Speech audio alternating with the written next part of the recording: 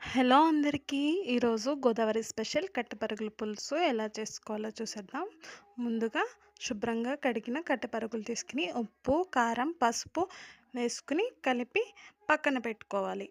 ఒక చిన్న నిమ్మకాయ సైజ్ అంతా చింతపండు వాటర్లో నానబెట్టుకోవాలి. ఒక మిక్సీ జార్ తీసుకుని ధనియాలు, జీలకర్ర, ఉల్లిపాయలు వేసుకుని కోర్స్గా గ్రైండ్ చేసుకోవాలి.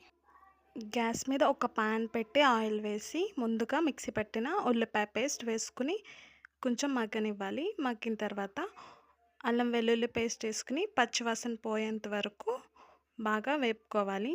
తర్వాత 4 పచ్చిమిరపకాయలు, బెండకాయ ముక్కలు వేసి బాగా మగ్గనివ్వాలి. అవి బాగా మగ్గిన తర్వాత ముందుగా ఉప్పు, కారం కలిపి పెట్టుకున్న కట్టెపరుగుల్ని ఒక్కొక్కటిగా వేసి మీడియంలో పెట్టి రెండు వైపులా వేయించుకోవాలి. అవి వేగిన తర్వాత ముందుగా నానబెట్టుకున్న చింతపండు తీసుకుని రసం తీసి అందులో యాడ్ చేయాలి.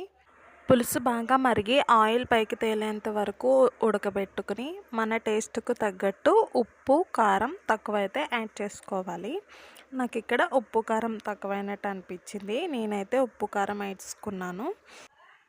గరిటె పెట్టి ముక్క విరిగిపోకుండా ఉప్పు, కారం మొత్తం అంతా కలిసేలాగా స్లోగా తిప్పుకోవాలి.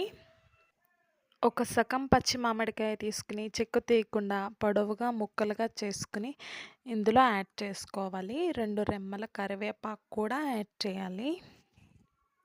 ఇలా పచ్చి మామిడికాయ వేయడం వల్ల రుచి చాలా బాగుంటుంది. మామిడికాయ ముక్క మెత్తగా అయ్యేంత వరకు ఉడికించుకొని ఒక చిన్న కట్ట కొత్తిమీర తీసుకుని వేసుకుంటే ఎంతో రుచిగా కట్టెపరుగుల పులుసు అయితే రెడీ అయిపోతుంది. Please subscribe my channel.